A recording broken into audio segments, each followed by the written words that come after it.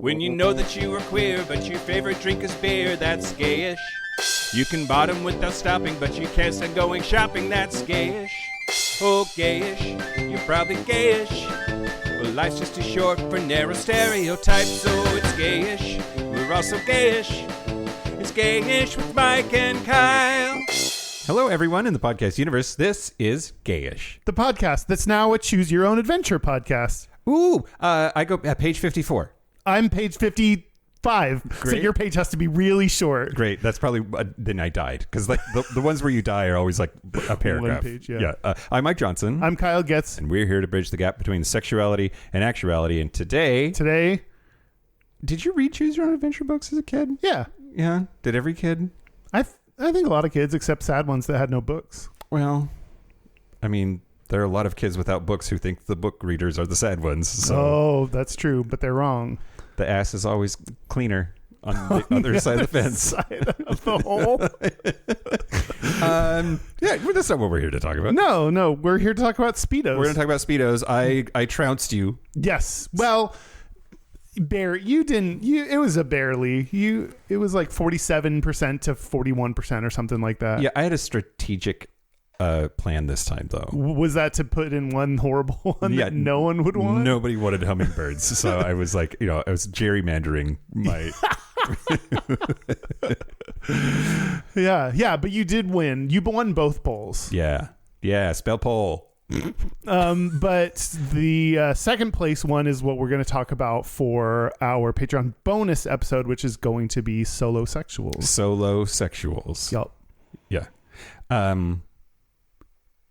Great. We have some feedback. I have feedback that I wanted to read. You wanted to share some feedback. Okay, yes. Here we go. This is from our email. Hey, just listened to your episode on chasers and Mike questioning whether he should feel bad for his experiences hooking up with trans men. Thought I'd share my experience as a trans man.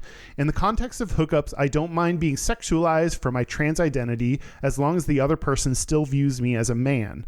Those kinds of experiences actually helped me to accept my body and realize that having a vulva doesn't make me any less sexy of a man.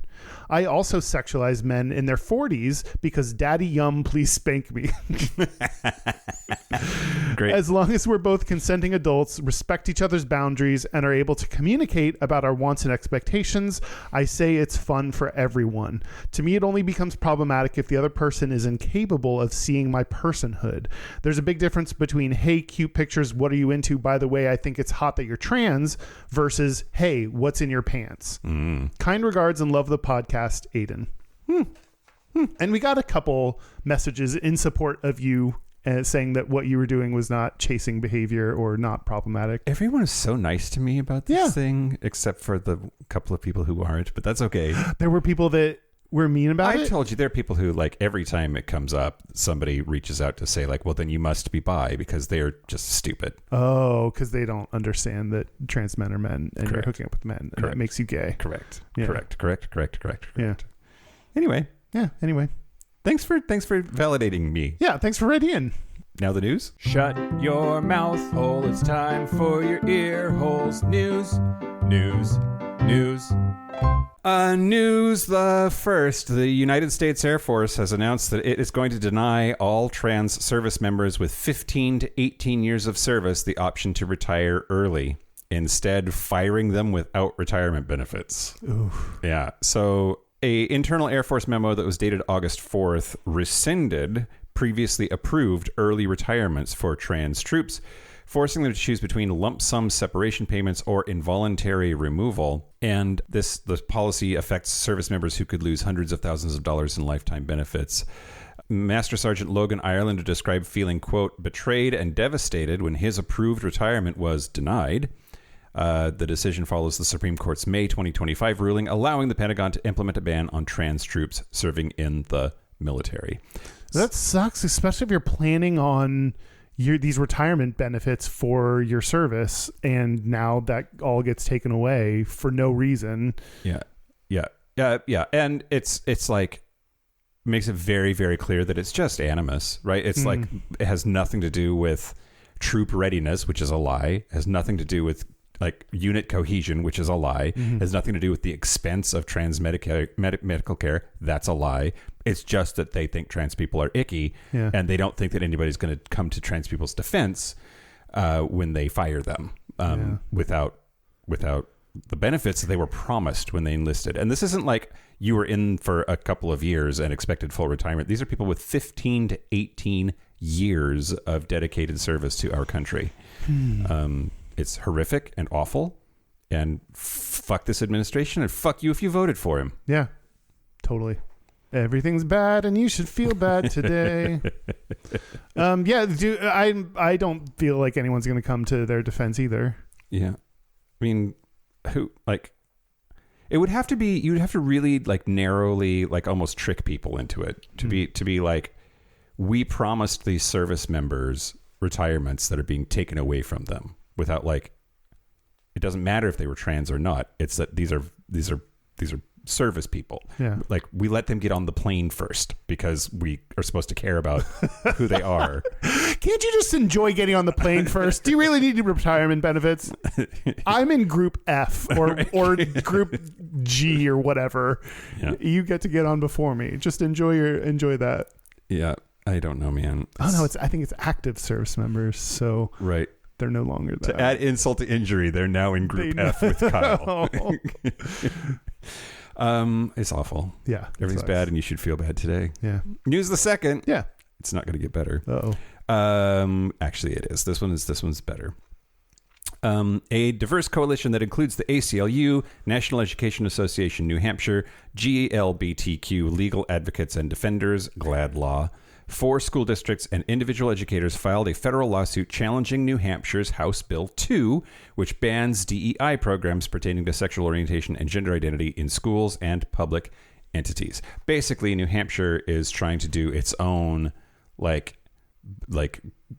felching of Trump's ass. Like, they're like trying to have state aid, $1 billion of annual state aid. In the name of DEI programs, they're having that aid be removed, like strong arming their institutions into removing DEI programs. The lawsuit argues the law violates federal civil rights law and First Amendment rights while being unconstitutionally vague, representing significant organized resistance to state-level anti-LGBT legislation. Yeah, so some specific impacts include potential removal of non-discrimination protections for trans students and policies making menstrual hygiene products available in gender-neutral bathrooms. This whole okay, I know it's like it shouldn't like focus on this. It's just one tiny little piece of fuckery in the fuckitude that is this landscape of fuckness. Why are people so mad at tampons in gender-neutral bathrooms? Like that is wild. Like, are you that afraid of tampons? Like, what did the tampon ever do to you? Like, exactly. Like, there's a lot of shit I don't use in a bathroom. Yeah, like, the soap, the towels, the sink. Well, yeah, but that's true. Usually not the urinal either, just because I'm pee shy.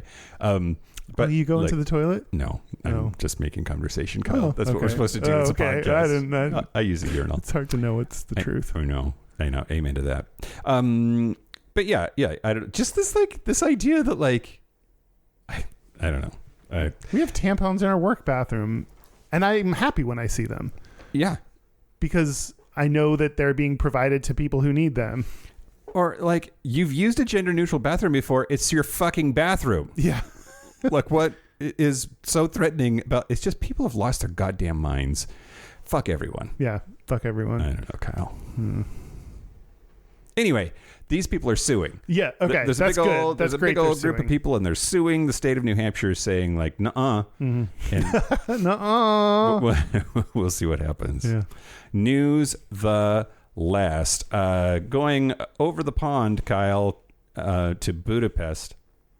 Budapest Mayor Gergely Karaszkoni. It's impossible to say these names. It's Hungarian. You know what I mean? Yeah. Karakszony. Mayor Gergely Karakszony. Anyway, basically, Viktor Orban, who is a dickbag fuckface asshole, who is the the head of Hungary's government, has increasingly authoritarian views and increasingly anti-LGBT views, and banned pride events. In March of 2025, he passed legislation that bans pride events completely. But the city of Budapest had one anyway. Nice. On June the 28th. It drew an estimated 300,000 participants. Holy crap. In defiance of the ban. And so the mayor of Budapest has been picked up by the police and questioned. So allegedly the mayor was in on defying the ban and is being questioned because of it. So it's a significant legal confrontation between local democratic leaders and Hungary's increasingly authoritarian anti-LGBT policies. But it's really interesting that that Hungary is so anti-LGBT because of this dickbag fuckface asshole, and that there's pockets of support happening anyway, and like. Great. Thank you, Mayor Gargally, or whatever his name was. Karksany. Yeah, that's the kind of mayor you want. Someone who's willing to put their self on the line to support what's right for the city that they're the mayor of. That's great. Yeah, and 300,000 people, it's kind of hard for that to fly under the radar. You know what I mean? That's true. That's not subtle. The mayor probably knew. Yeah. Probably at the very least looked the other way, if not like helped drive the buses. Yeah. So. I'd wonder then what you do when you're being questioned. If you're just like, I don't know. I'll have to talk to my people and get back to you. Yeah. Yeah. I have no recollection of that. Yeah. I do not recall. Mm-hmm. Anyway, that's the news. Speaking of things I don't recall, it's to add the Patreon members. Oh, great. So great. Let me look them up right now. Nailed it. We're so good at life today. Okay. Thank you to our new Patreon members, Adrian Flynn. That's a hot name. Yeah, it is. You could be a porn star. And Stumped. Oh. Thank you to Stumped for sure. Stumped? Yep. Stumped. Yep. Is it ED at the end? Yep. Stumped. Stumped. Great. Stumped. Yeah, if you want ad-free episodes a day early, if you want to hear me remember to write down your name and say it out loud on an episode, if you want to use Mike's hole, use my hole, then go to patreon.com/Gayish podcast. Do it. Do you want to talk about Speedos? Let's talk about Speedos, Kyle. Do we have to talk about your win again? Yeah. Okay, you won. I won. Moving on. This was also a survey request. Oh, great. Oh, yeah, that thing that's still reaping benefits. That was a long time ago. It was a long time ago. Should we do that now. again? Are people tired of surveys? I feel like at work, every time we talk about doing a survey, somebody is like, fuck no. Nobody wants to do that. Nobody has time for that. Ours was kind of long, too, so I don't know. Well, we still have topics that people suggested from the survey even today, so, you know. We're still not listening to some of the feedback we got. I don't know, Kyle. Why am I so uncomfortable today? Is it the Speedos? Are they crushing my... Oh, are you uncomfortable about Speedos? My cock and balls? No. Just physically uncomfortable because we're live and in person. We are live and in person. When was the last time that happened? It's been like a month. It's like I don't know how to be. What do you need, Mike?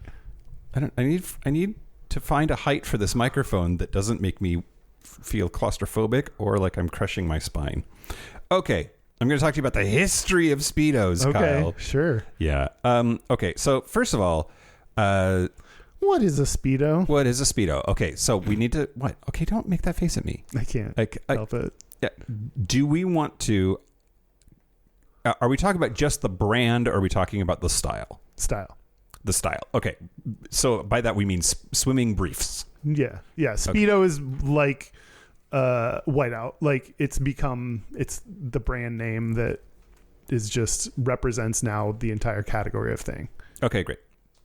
I'm glad that we dialed that in because Speedo's a brand and they have a lot of swimwear that is not just the iconic tiny skimpy lycra briefs that dudes wear and ladies, but dudes seem to get the attention for it. Yeah.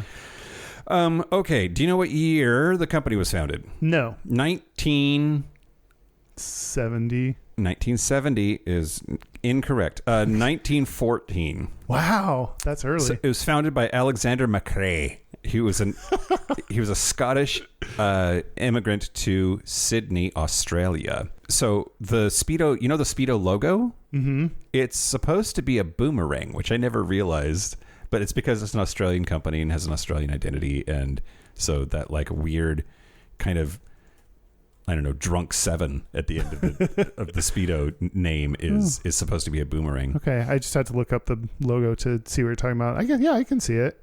Or it looks like it looks like Star Trek, but just turned on its side. It does look like Star Trek turned on its side, which let's start that rumor that Speedo eventually takes over everything and becomes the reason that we have one world government and that the United Federation of Planets takes over. Okay, anyway. I have nothing to add to this journey that you went on. Sorry. Okay. Well, that's gayish. So we have Speedo makes swimsuits and goggles and wristwatches and stuff, but we're going to talk about the thing you think about when you think about Speedos. Okay, so Alexander McRae, he was this Scottish dude, and he is from Loch Kishorn in the Western Highlands of Scotland, and he moved to Sydney, Australia in 1910, which, that's weird. Why do you do that? I don't know. I don't know either, but he was a milkman, and he founded McRae and Company Hosiery 4 years later, making underwear under the brand named Fortitude. And so the Australian Army needed socks during World War I, so they gave him a lot of money to make socks for the Army. And in 1927, he made his first line of swimwear, and it was called a racerback costume. So all of those old-timey like beach videos or photographs that you see, and people are basically wearing like whole ass dresses on the beach, like giant one-piece bikini things that are like frilly and like not super form-fitting. Mm-hmm. That's how he started was doing this. Interesting that he got famous for the opposite. Yeah. But I mean, that was just the style at the time, right? Like, and I'll talk a little bit more about the shift here in a little bit. But they called it a racerback costume, and that was just it had open shoulders and exposed back, and that was so that you could have a greater range of motion. But also, that was scandalously naked for the time. How sexy! See your shoulders, your sexy bony ass shoulders. Yep, and. Maybe a little bit of ankle. If you're lucky.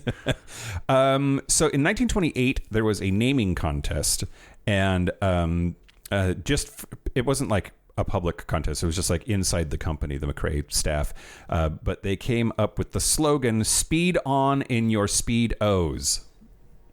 And that's how the name was born. The contest winner, Captain Parsonson, got £5 for his slogan, and the company was renamed Speedo Knitting Mills. In 1932, they had their first Olympic debut. Had a swimmer named Claire Dennis, who I thought was a lesbo for a while, but she wasn't, or at least she was closeted enough to marry a dude. Were you exploring that as a hopefully gay connection? Exactly right. So in 1936, the Berlin Summer Games saw the men's Australian swim team shirtless. They didn't wear full swimming outfits, but they wore swim trunks for the first time. And that's sort of the it didn't happen right away, but like then it became okay for dudes anyway to be topless in swimming and beach activities. When did you say that was? 1936. Okay. Okay, so let's fast forward a little bit though, because in 1961, that's when arguably the modern Speedo brief was born, and they were hip hugger design. And a bunch of dudes wore them to Bondi Beach, which is a beach in Australia. And there was a lifeguard who liked to go around the beach with a measuring tape, which I think is hilarious. But there were rules about like what you could expose and how much you could expose, and these like totally did not fit the mold. They were supposed to be blockier and go at least a certain number of inches down your thigh. I think it was 7-inch down your thighs, and these were like short, and so they got in trouble. I'm picturing someone like drowning off in the distance while the lifeguard's sitting there like measuring how long your inseam is. Yeah, for sure. There was a bunch of them were arrested for indecent exposure. Wow. And it went to trial, and the newspaper followed this trial very closely. It was like everybody was like tuned into this, the Speedo trial of 1961. But ultimately the charges were dismissed because the judge said there was no pubic hair showing, so that meant it was okay. That's a good rule for what you're wearing. Is it? Yeah, don't cover up your pubic hair. I mean, there's some dudes that like, depending on the fit of the Speedo, would have like a lot of bush. And like, does your treasure trail count? No. Should it? No. Okay, great. I have answers for all of these. I'm ready. So after that trial, the most popular Speedo being sold was the 3-inch brief, and that is the closest thing that we have to, like, historically speaking, that's the closest thing to like what we now think of as a Speedo today. So it was in the mid 60s that came to be. Now, have you ever heard them called budgie smugglers? No. Apparently, budgerigar parrots are these little birds, and they started calling them budgie smugglers because they fit so tightly it looks like you're smuggling a bird in your like you've got. Is that a bird in there? You're just happy to see me. Yeah. It also gets called a banana hammock. Mm-hmm. But in the 1960s, there was a dude that went around and was looking at. I can't find the dude's name. Doesn't matter. There was a guy that was tracing the history of the Speedo and found that at least in the United States in the mid 60s, it was gay men who were most responsible for adopting the Speedo. Yeah.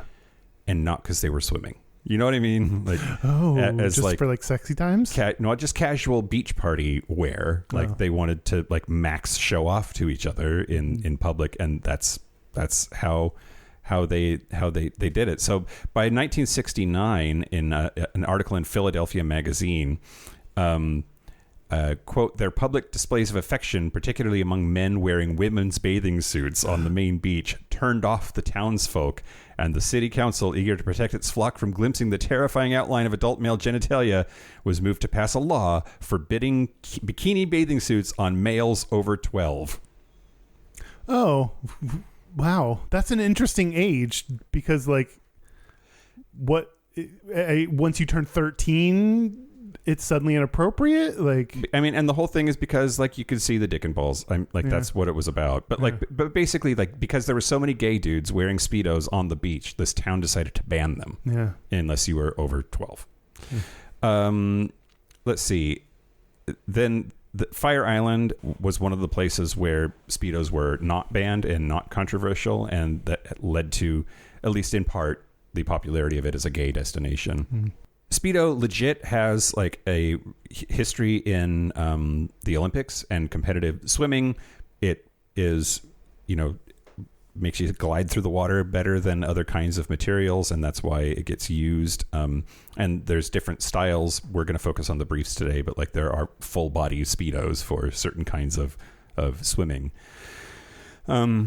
But yeah, it's turned into this like giant ass company and a huge brand, and one of the few brands to make that leap to like it is what it is now. It's like Q-Tip or Kleenex or like arguably Coke if you're in the South.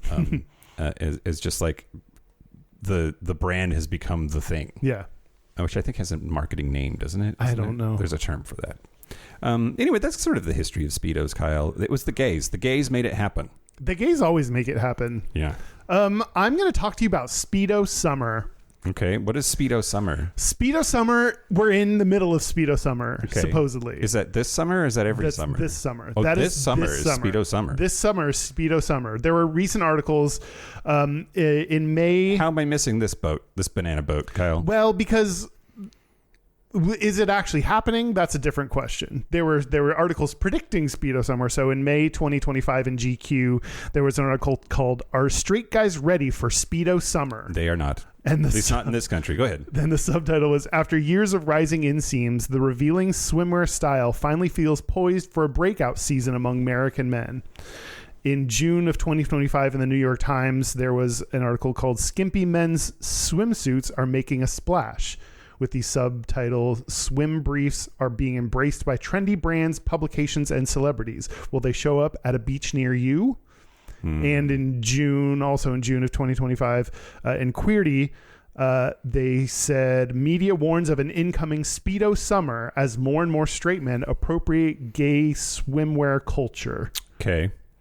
Which that's a little intense. Like, it's so is funny. it appropriation? Well, it's so funny that like late 60s article in Philadelphia was saying that like the gays were wearing women's swimwear, and now this is saying that the straights are wearing gay swimwear. Yeah. It's the circle of life, Kyle. It happens over and over again. Yeah, for sure. So GQ, I'm going to tell you a little bit more about the GQ article by Alyssa Vingen, which points to several recent examples of rising inseams. They talked about not necessarily Speedos, but just inseams getting higher and higher, shorter and shorter. Harry Styles wearing short shorts apparently was all the rage for a little bit. Walton Goggins on the cover of Cultured magazine wearing a yellow Speedo. Ooh, okay. And there was a Dolce & Gabbana ad for a fragrance that included some hot dude who was Theo James. I don't know who that is. Oh, yeah, you do. No, I don't. No? I saw the ads and don't know who that is. Oh, weird. Okay. Who is he? He's been like hot for a long time. Oh. And he's in White Lotus. Oh, I haven't I seen think he White showed Lotus. his dong in White Lotus. Oh, good for him. But he was in a Speedo in that Dolce & Gabbana ad. Great. So they said, quote, "All signs point to Speedos having a breakout summer stateside. While they've been a staple of the gay community and on European, Australian, and Brazilian coastlines for decades, they've yet to hit the American mainstream." They say the new modern man embraces more traditionally feminine things, like celebrities have been wearing skirts on the red carpet. Yeah. They pointed to e-boys as an example of men embracing more traditionally feminine things. E-boys? Yeah. I don't know what that is. I don't know. I can't. It's like a boy wearing like full on makeup and feminine things. Oh. What does e-boy mean? Let's see what Urban Dictionary says. The top definition is emo person who wants to live. That doesn't help. Anyway, they also said, quote, "The swim brief is still taboo in most of America and therefore requires an above average level of confidence in both your masculinity and in your physique." So they think it'll take more time to take off in the U.S. outside of LA, New York, and Miami. People still aren't used to seeing it. They said that many women are pro Speedo for men, and they're wearing it, like I said previously, is like more about the confidence and attitude that comes through when you're wearing it. So this is one of the many reasons I will not be wearing a Speedo, because I do not have the attitude and confidence of a Speedo wearer. And they said, quote, "Maybe the most compelling argument for the Speedo curious this summer, people want to see them. Nearly everyone I spoke to across the gender and sexuality spectrum is eager for men to embrace their sex appeal in public." Okay. I mean, I'm down, but like I don't know that that's universally true. The biases of the writer in who they're talking to might be coming through. You might be talking to a more liberal crowd of people that I don't know that what conservatives are eager for men to embrace their sexuality. Yeah, I agree. An objectification of the male form. That's like what they were like almost making an argument for the objectification of men. They're like, let's do it. Let's objectify men more. Yeah. Oh, but but no, I get it. I get that that's like a I don't know. At least in the United States, like we sexualize women and advertising especially, but in general, I think, in a way that we don't with men or haven't with men. And it does feel like that's changing. And maybe that's gay culture's impact on the way that we do things. But like, I don't think everybody's ready for it. In fact, I think that the needle is moving the other direction now. Mm. That like things are too woke or too gay, then they're not buying it. They're actively fighting against it right now. I'm going to do quotes later on, but this is a quote from comedian Jay Jordan, who I don't know who that is, but he said, quote, "Objectify more men. That's what 2025 is all about. Who's to deny the masses of that? Make America horny again. That's the real Maha." So at least some people want us to. I think, yeah, why only have women in skimpy clothing on ads? Let's have men in skimpy clothing on ads too. Let's show more dong in movies. Like, yeah. Well, and some of that is like the whole saying that like dicks are pornographic, but tits are not. Mm-hmm. And like, I think that that's maybe why, like, even though you don't see the dick, but like you do, or you see it more than in other kinds of swimwear. Yeah. I think that might be sort of why. It's the phallocentrism of Western society. Yeah. Ick. Yeah, that makes sense. Well, I'm going to talk to you about speedophobia, Kyle. You already like picked up on some of it. Okay. In the stuff that you were mentioning, but like the United States of America is like literally the only country that has this level of anxiety about Speedos and wearing them. And like there are places in France where pools legally require men to wear Speedos. Really? For hygiene reasons. And then... Is that more hygienic? What's more hygienic about a Speedo compared to like board shorts? I have no idea. I don't know. Huh. But that's what I read. Huh. But there are water parks in the United States of America that ban them because they're too provocative. Mm. And so let's talk about like some of the reasons why. Okay. So first, people point to American Puritanism, that like we have always had like wear longer skirts to cover your ankles, and like ladies cover your heads with the like weird bonnet things when you're, you know, back in the day when we first were founding the country, and that you're supposed to be conservative in dress, and that still in weird ways affects our culture. Yeah, we're like fine with violence but hate nudity. Yeah. Yeah. For some reason. And it's the opposite other places. But that's a maybe an expression of historical American Puritanism. Then there is, some people think that the gays did this too, that in the 1980s, that Speedos briefly went mainstream.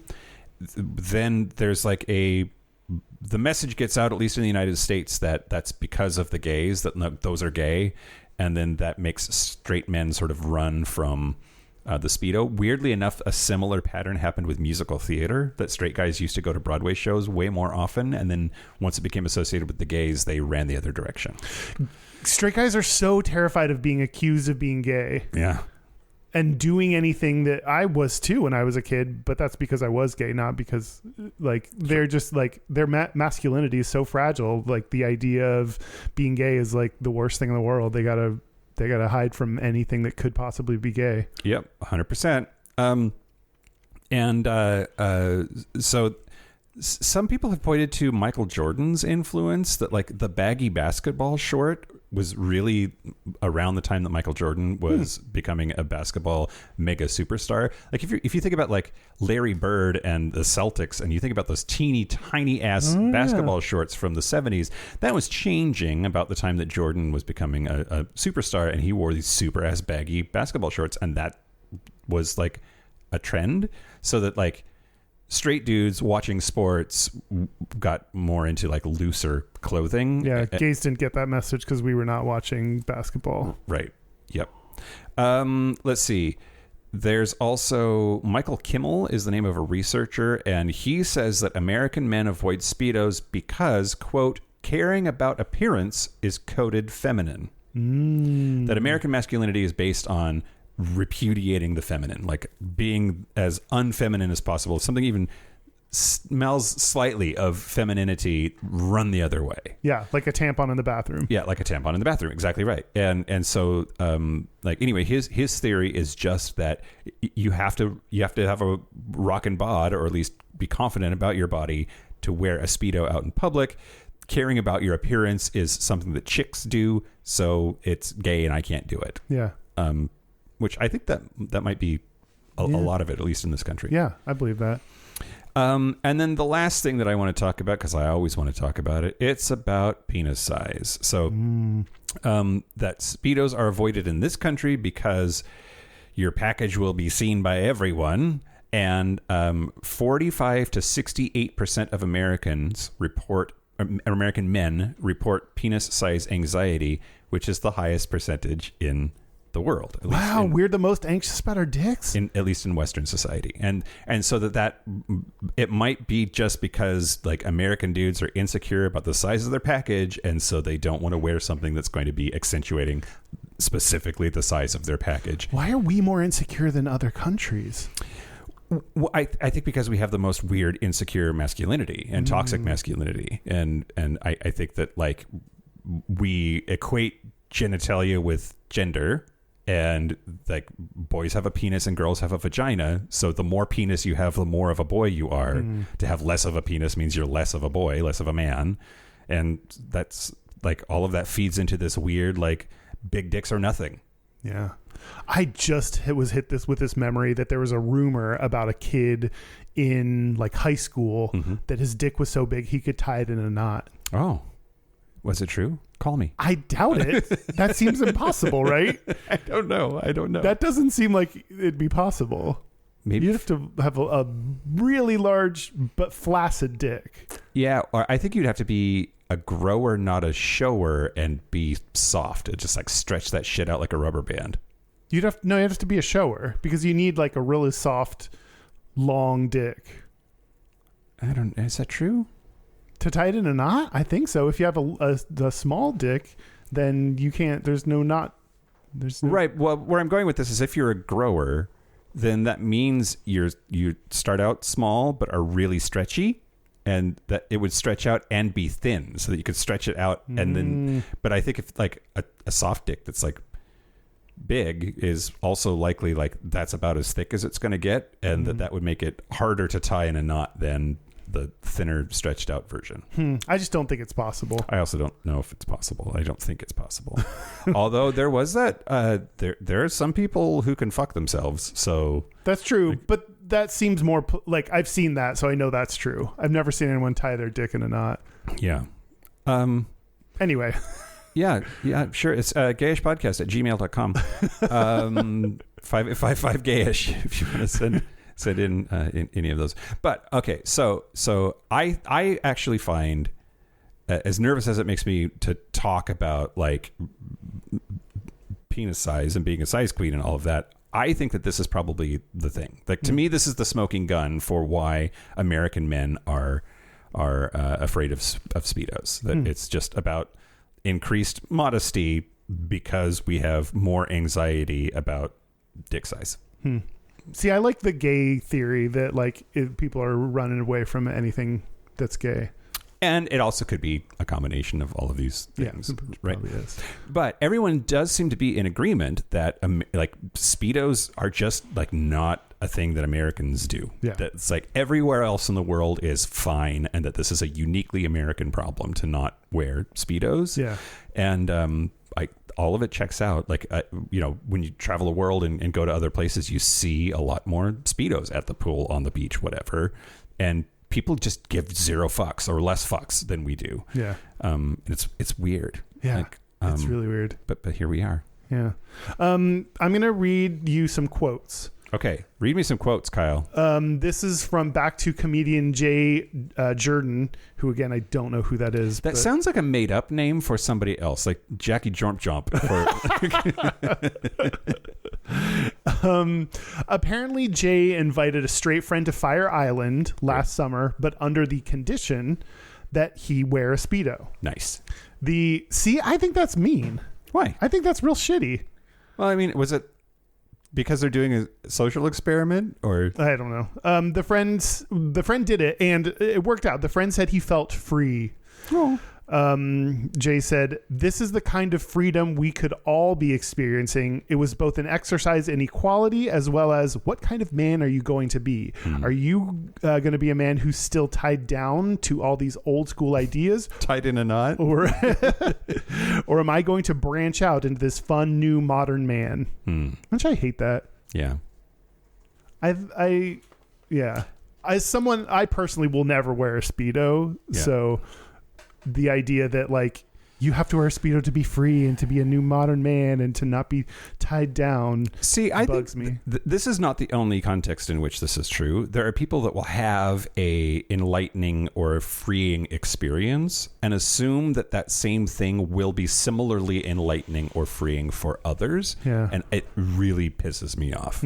It's like the people that are just like, you just got to dance, man. Like, just come out. Like, they're grabbing you by the arm, trying to force you out on the dance floor with like, you'll have fun once you're out there. Just let yourself go. Like, okay, I get it. You enjoy dancing and you overcame some kind of anxiety about going out and dancing. And so you like now, but you assuming that that's going to be the same for everyone else if they're just forced to is just, that's wrong. That's like, you can't, it's not how it works. Yeah. So I think that this is that like nudists, right? They like go out and they have their first naked experience on the beach or whatever. And they're just like, I felt so great getting my testicles sunburned or whatever. and you would too. Just like get over yourself and come do it. Like, no, Yeah. you don't speak for me. Yeah. You don't get to decide if I'm going to have an enlightening experience. Jay Jordan Dormchub also says, quote, "These are very conflicting ideals. Everyone wants to be this rizzed up Jim Sigma." I don't know what that means. Yeah. Gen Z speak, man. Yeah. But you're scared to show your thighs and your bulge. How much material difference is there between 3-inch running shorts and a Speedo, besides the fear that you're going to be seen as gay? We give queer men permission to feel sexy, but we kind of strip that away from a lot of cis hetero men. Yeah. True that. Which I agree with that. I think gay men are allowed to take care of themselves and put effort into their appearance, like you were talking about before. Like, but cis straight guys, if they do that, they're gay, and that's something that they run from. Yep. And also, like, okay, this is an interesting argument that I'm now sort of compelled by. A 3, 4, 5-inch running short can be even more revealing than a Speedo sometimes because it's not all sucked up into the body by the elasticity there. Like, shit can flop around in a running trunk, running brief. And yet Speedos are gay and short shorts are not necessarily. Like, they're gayer than board shorts. I was going to say they're gayer, but like a straight guy could get away with wearing a running short before he could get away with a Speedo. Yeah. Because they're not as gay. Yeah. And like, maybe I'm turning around to your like thinking that it's the gay thing that is the cause of Speedophobia. Yes. Yeah. Friend of the author of this article's named Alex Smith said they wore a Speedo as a college swimmer. Gay men, we have a history with Speedos. In a weird way, this feels like a natural continuation of straight men becoming more gender fluid in their presentation. We've progressed past the painted nails and the pearls, and now we're doing hot boy summer with the Speedos. Mm-hmm. So it's interesting because you mentioned you think we're taking steps back in this regard. It sounds like some people, maybe we're in getting more polarized. Some people are now more able to express themselves and do traditionally feminine things, and other people are becoming more conservative in their beliefs and staunchly held masculinity ideals. Yeah. Yeah, this is where, like, okay, also being like half or mostly naked in public is a game for the young, mostly. And we know that Gen Z and Gen Alpha are less hung up about certain things. So I wonder if all of it can be true at the same time. Mm-hmm. Like, I wonder if older cis straight American men are even more staunchly against skin and Speedos and anything gay, while the kiddos, who are actually the ones that are out there sunbathing, are less hung up about it and more likely to explore. Yeah, I could definitely see there being an age divide on this. Yeah.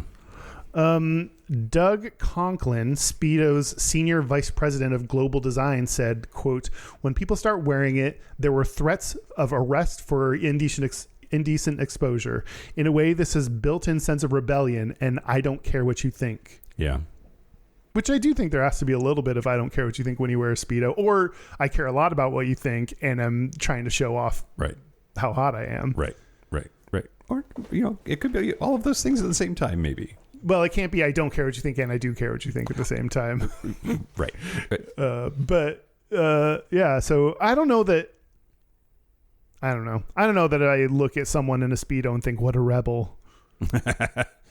I would maybe Costco. That's true. At Costco, yeah, for sure.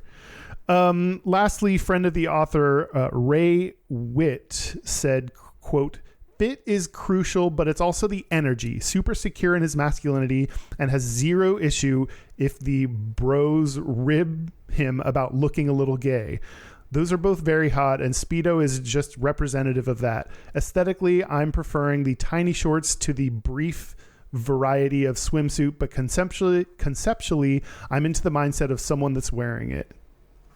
This is, again, why I won't be wearing this, because I do not have the confidence or attitude of someone who wears a Speedo. This is also making a distinction between tiny shorts and Speedos, and tiny shorts and briefs, and saying that he's down with one but not the other. But he's into the mindset of both of them. Yeah. Yeah, I could do maybe 5-inch inseam shorts. Maybe that might be as small as I go. Like chubbies or whatever they're called? That's rude. No, but isn't that a brand of shorts? Oh, I don't know. I think so. I think that's something like that. Those are my quotes.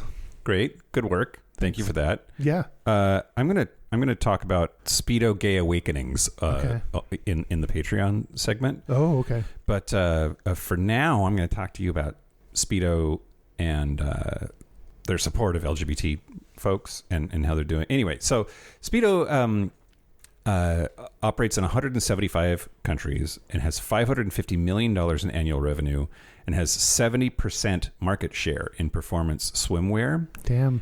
That has continued to go up despite the fact that they have been gay as hell since 2018, if not earlier. So in 2018, they started their "no matter which lane you swim" messaging. Wow. They had rainbow designs. They sponsored LA Pride and New York City Pride that year. And again, that has not impacted at all their continued dominance of the competitive swimwear segment. Quote, "Speedo USA fosters an inclusive environment in all areas of its business.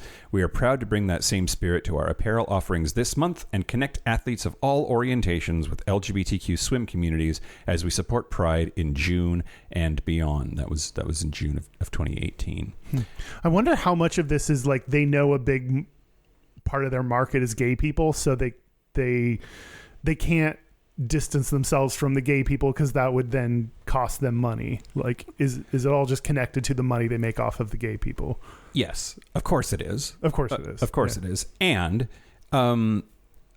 there's also straight people, the athletes, are sort of forced to use Speedo. It legit makes a difference in the performance of swimmers and divers.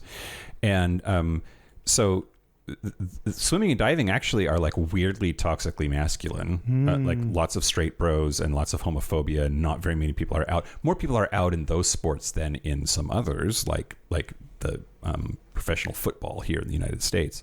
But it is still a pretty bro-y, toxic situation. But 92% of Olympic medals, at least in 2008, were won by athletes that were wearing Speedos. Wow. Including all of Michael Phelps's 8 gold medals that year. He's a Speedo bro. And so basically you've got anybody who's involved in the athletics of it, regardless of their gender or sexuality, has to wear something that helps with their performance. So they will always be seen. Those are actually sports that, because you can see them, attract lots of thirsty gays. And so they're more likely to rock a Speedo out in public. So it's all synergistic or something Yeah. in terms of how it works. Let's see. So European sales are up 200% since 2018. Again, this is despite the gay as hell marketing that they've done. Apparently in Asia, the Asian market almost exclusively wears briefs. Europe is a mix of briefs and other cuts, and America is the least Speedo buying place in the world. They have an annual Pride collection that includes rainbow type fabric and they always promote those using openly gay athletes when other brands won't put gay athletes front and center, at least not as much as Speedo does. They continue to sponsor major Pride events throughout the world. So basically when it comes to using male objectification to get gay money, they're pretty good at it. But it helps that the sport that they do requires them to be mostly naked. Yeah. Anyway, 100%. So it's easy tie-in. But I think it would also be just as easy for them to not support us, and but they continue to. Obviously, there's a bottom line calculation that's happening there. I'm not in denial about that at all, but I don't think that they have to. Yeah. I think that Speedo would continue to be as popular worldwide. It would continue to be not as popular here in the United States. It would continue to be the choice of athletes because they are superior in terms of their performance athletically. And but I don't think that they have to sponsor LA Pride, but they choose to. And I think that we can give them a little bit of credit for that. Yeah. Okay. Okay. A tiny bit of credit. Yeah. So we can feel good about buying our Speedos as we prepare for the cruise in 2027. Yeah, get your Speedo bod ready, everybody. Okay, I'm going to do an Ask Reddit. Okay, Ask Reddit. This was posted by a deleted user to Ask Gay Bros, and the question was, are Speedos an identity statement? They can be, maybe. Tell me more. One of the question was deleted, so we don't have any more about their actual question. But some of the comments are, I've got a question, y'all. Is this an American thing? I mean, I come from fucking Eastern Europe, and Speedos have been considered totally normal around here. Maybe something has changed in the past few years, but I remember that in the past, Speedos were like a staple of men's swimwear. Were the staple of men's swimwear. And then a response to this comment was, most Americans don't wear anything but anything shorter than mid-thigh length. I've seen below-the-knee basketball shorts sold as swimwear here. It's almost comical. There has been a gradual shift towards shorter shorts again in the past few years, but widespread adoption of Speedos in the U.S. is still pretty far away. Yeah. Of course, I just wear whatever I want, and people assume I'm gay or European. Gay or European is a fun game. And this is a good, wearing a Speedo in America would be a fun game of gay or European. A response to this then was, Jesus fucking Christ, mid-thigh length is something I wear on the daily basis in the summer when I'm on holidays. I know it's all subjective, but for me, mid-thigh length swim shorts are so uncomfortable. When you come out of water, it's soaking wet and sticks to your thighs. Someone said, in response to the fact that he said, people assume I'm gay or European, someone said, I'm gay and European. And since I'm gay, I don't fucking care anymore. I wear briefs on the daily basis, and I recently bought a new Speedo with the intention to start going swimming once a week. I couldn't care less about what anyone could think about it. I was thinking about this the other day, and one of the things that make me glad I'm gay is the fact that I don't have to give a flying fuck about any societal expectations. I can be whoever I want. I can do whatever I want. I can wear whatever I want. A couple of months ago, I didn't have the balls to shave the beard and rock the mustache solo, but now I have a dick broom and I'm fucking proud of it. What? I'm not out. What does that mean? But I don't care anymore if that makes me look gay. Period. I don't understand. This person gained the confidence. A dick broom? I guess that's a nickname for a mustache. Okay. I've never heard that before, but I really like it. Great. Yeah. Do is this another one of those things that we broke the societal norm by being gay, and now we get to wear Speedos because of it and not care what people think? Yes.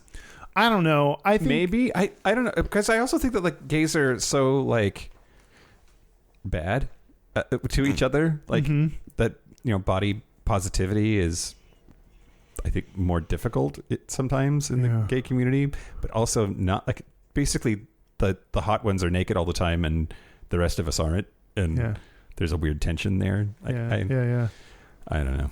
It's interesting that gays are more likely to wear Speedos because we just know they are, and gays are some of the most insecure about their bodies. Yeah. So it's interesting that those two, like you said, maybe it's just that the hot ones are the ones wearing the Speedos, and the rest of us are like, cool, I guess I'll just look at the guys in the Speedos. Yeah. I don't know. Another comment: in many countries, Speedos are very common for adult men. Someone else said, it's a measure of confidence. If you can embrace yourself on a cold day in Speedos, you'll love yourself forever. Well, see my comments about like, you don't know that for sure. Yeah.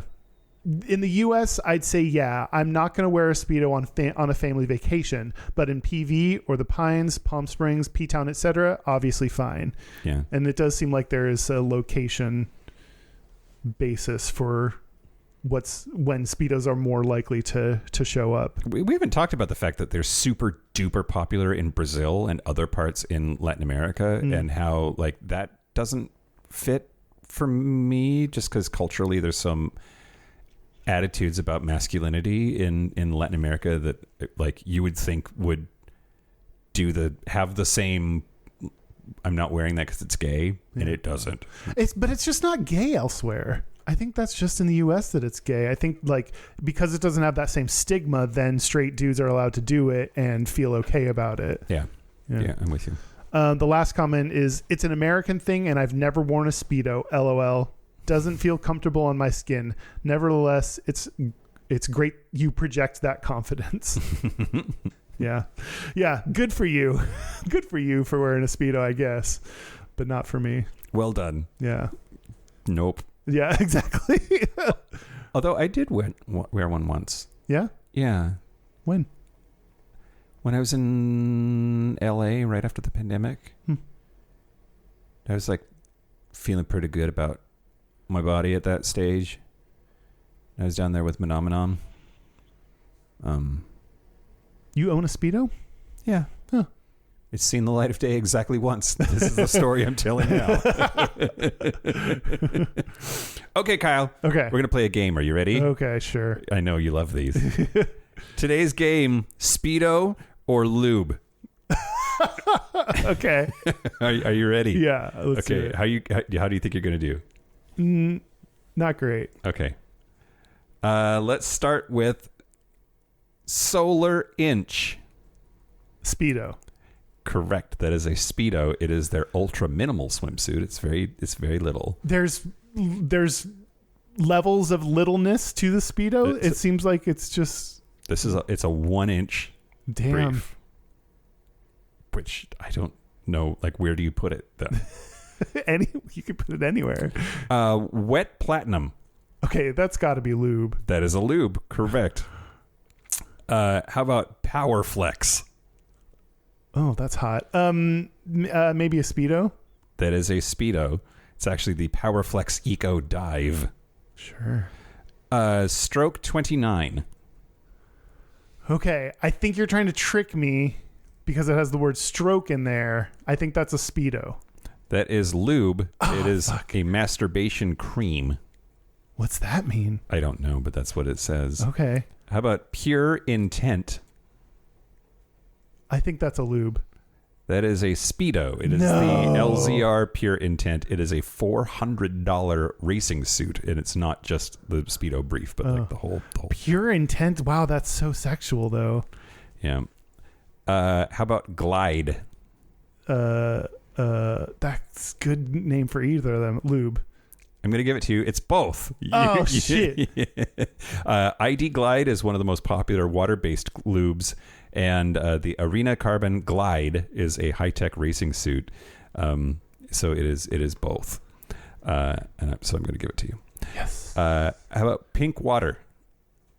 Oh, weird. I'm going to go Speedo. That is a lube. Oh, is it pink? It is it's pink branded water-based lube. Pink water. Interesting. How about Endurance Splice? Okay, I'm going to go Speedo on that one. That is a Speedo. It is their chlorine-resistant line. How about gun oil? Oh, that's lube. That is a lube. Have used it. And last but not least, Carbon Core. I'm going to go Speedo. That is a Speedo. It's Arena's Power Skin Carbon Core FX. So let's see. 1, 2, 3, 4, 5, 6, 7. You got 7 out of 10, Kyle. That's a C minus. Yeah, I passed. C's get degrees. Yeah. I do think it's really interesting that like the naming here, like they're all about being like slippery and slidey and going through the water, and so like they have some overlap. Some overlap there for sure. in their branding. Speedo or lube, Kyle, you did it. So are you planning on wearing a Speedo anytime in the future? I don't know, Kyle. So, my basement has a swimming pool in it. Mm-hmm. I forget how much I've talked about it on the show before, but like there's a whole ass broken swimming pool in the basement of this house. So we just kind of like ignored that wing of the house. They're going to start taking it out of there tomorrow. Oh, cool. And so there's going to be like an extra room, and I'm turning it into a gym. And the goal is to be maybe Speedo ready by the cruise. Oh. And then I will definitely chicken out. So I don't know, man. I'm old. I'm 46. Nobody wants to see a 46-year-old in a Speedo. Okay, now that I hear it, I said out loud, I'm sure that there are some people who would like to see that, Daddy. Yeah. But yeah, I don't know. It sounded like you're always you said like never, just like never. Just yeah. It doesn't matter what my body looks like. I will never be that level of confident, and I don't know. Yeah.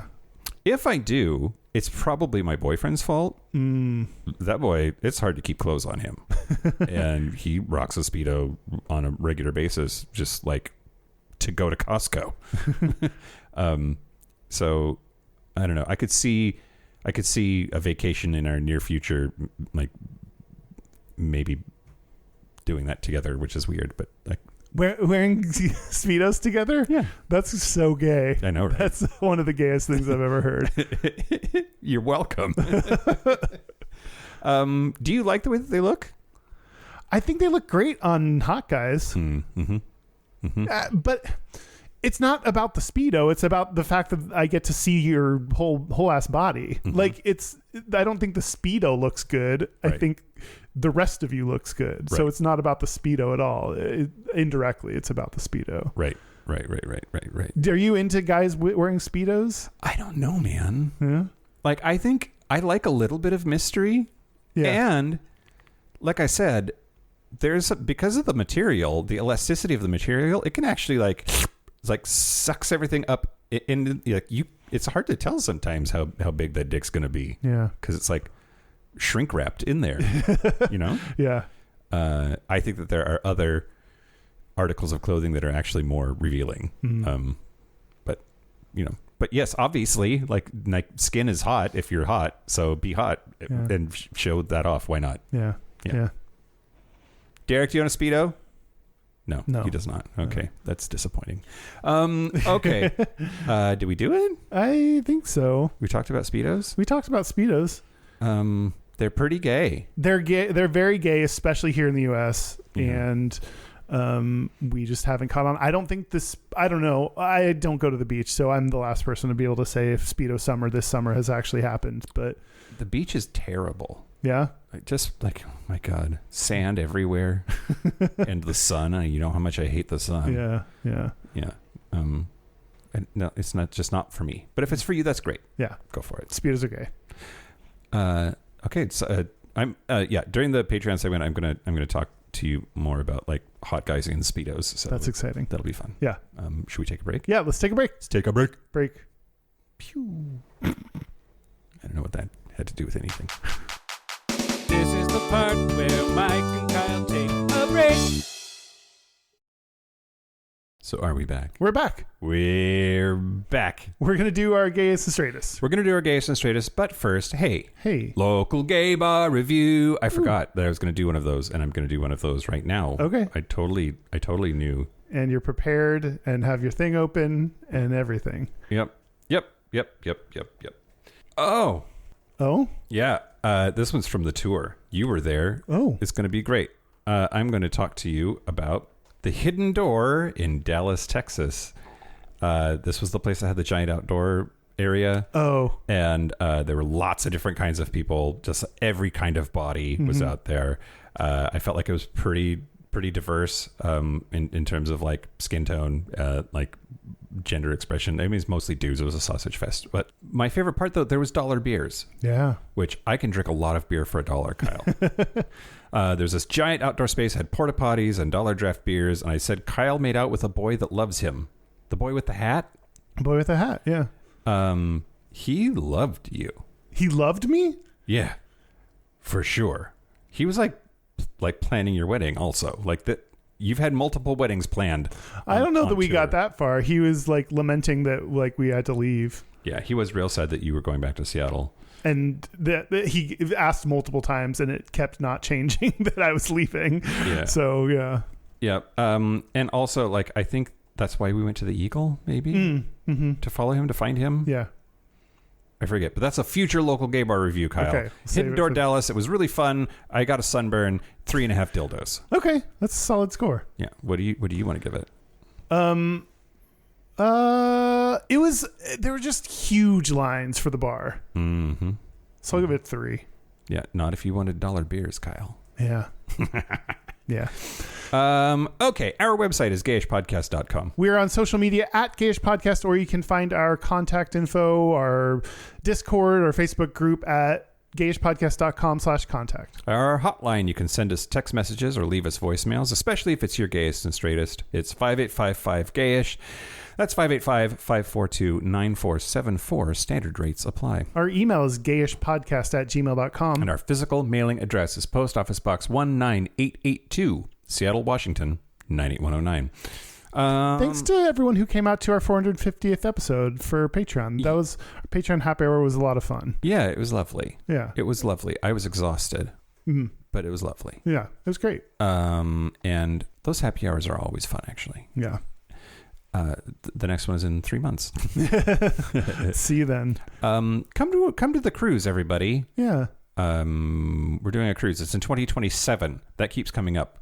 I think people are waiting because it's so far away, which I get. That's totally fine. But also, like, it seems like it should be next year, and it's not. It's the year after that. It's February of 2027. Yeah. Yeah. But yeah, you can come see us not wearing Speedos on the ship. Yeah. I'll be maybe wearing a Speedo. We'll see. Oh, I okay. doubt it, though. Tease. Yeah. And buy our book. That's at gayishpodcast.com/book. Yeah. gayishpodcast.com/cruise. gayishpodcast.com/book. Yeah, do both those things. Yeah. Gayest and straightest? Okay, let's do our gayest and straightest. Okay, I'll go. Okay. My gayest was drinking rosé for our 450th episode. Yeah, you were drinking rosé. And it felt very classic. I bought it warm and I did not have enough time, so I had some ice in it. So I don't know if that makes it one way or the other, but no, there's no wrong way to drink rosé, Kyle. I appreciate that. I also think there's no right way to drink rosé. That's a different story. And then my straightest is not knowing what the phrase bricked up meant. Oh. Someone said that to me on Sniffies and I was like, oh, okay. And then went to Urban Dictionary and typed it in and was like, oh. An erection. Yeah. Yeah. Yeah. Hard as a brick. Yeah. Yeah. So not knowing the slang. Now I know. Yeah. That's good. That's good. A little vocab lesson. Yeah. You know. Yeah, sure. Why not? How about you? Well, the straightest thing about me this week is being in San Francisco for work all last week, and the number of bro hugs I had to give my tech bros because I was in person instead of over Zoom or whatever. And just like that, like you've got to lean in and you've got to hit on the back because like the violence makes it less intimate somehow. I feel like you turn a little bit to the side so you're not fully frontal touching. Like Yeah, and like keep a Bible between you. Yeah, exactly. Leave room for Jesus. And then the gayest thing about me this week was I went out to a local gay bar review that I will do in a future time, and got brazenly hit on by this boy who convinced me to go to another bar with him. And I was like, oh, this boy is super drunk and I'm not into it. So he disappeared to talk to his friend for a second, and I just left. I ghosted him. I didn't say goodbye. I just fucking left. Oh. Yeah. I wonder if he had that moment where he came back and he was like, well, fuck. I don't know. He was falling down drunk, though. He might not, like, who knows what's true for him. Yeah, it's true. He could be dead by now. Yeah. Okay, we have a listener's Gayest and Straightest? Yeah, we do. Hello, darlings. My name is Brandon. I go by Eclat the Minuit on my advice column, which serves as my gayest for the week. I am currently researching the Wheel of the Year in pagan traditions with 3 folkloric icons to serve as examples. My straightest this week probably is job searching. It's very boring, very dull, not very cutesy or demure. I agree that dull, boring things tend to get stereotyped as straight to me. Yeah, I also feel like for some reason just like a 9-to-5 regular gig is pretty straight. That like gays are more creative than that. Yeah, for sure. Or, like they have... I do 4 jobs, or like the job that I do is influencer or whatever. Yeah. Okay, we did it. Yeah. That's it. Thank you to all of the Speedo wearers everywhere, especially Tom Daly. Sit on my face. And thank you to our super Gappridgers. Thank you to Locomotive, Simon Strachey, Kaylee Adams, Kit Oliver, Kobe Gordon, Squoggle, Andrew Bugby, William Bryant, John Crowley, Stephen Porch, Yo Stossel, Jonathan Montanius, Forrest Nell, Steve Douglas, Explosive Zania, Michael Covington, Thomas B, Dusty Sands, A. Coleman, Chris Cacciatorians, Jerome York, and Cian and Javi. Thank you for your support. Thank you for your money. That's it. This has been Gayish from the Chris Cacciatorian Studios. I'm Mike Johnson. I'm Kyle Getz. Until next week, be butch, be fabulous, be you. See ya. Bye. Bye.